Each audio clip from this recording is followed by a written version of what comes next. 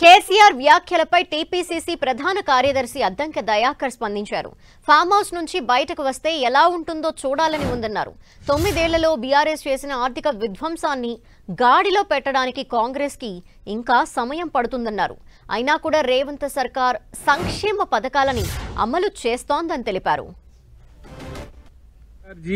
మీరు బయటకు వస్తే ఎట్లుంటుందో చూద్దాం. ఫామ్ హౌస్ కు పరిమితమైన మీరు బయటకు వస్తే ఎట్లుంటుందో చూడాలని మాకు కూడా ఉన్నది.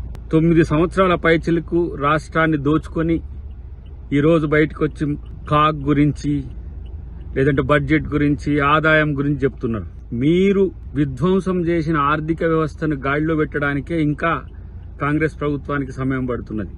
ఇలాంటి పరిస్థితుల్లో కూడా సంక్షేమ పథకాలను అందించడంలో కాంగ్రెస్ ప్రభుత్వం గాని రేవంత్ రెడ్డి గారు గాని ఎంత ముందున్నారో ఇవాళ తెలంగాణ ప్రజలకు తెలుసు. బీజేపీ మీకు ఎట్లా సహకరిస్తుందో, బీజేపీ ఆటలో కీలుబొమ్మగా మీరు ఎట్లా మారినరో అంతా తెలుసు.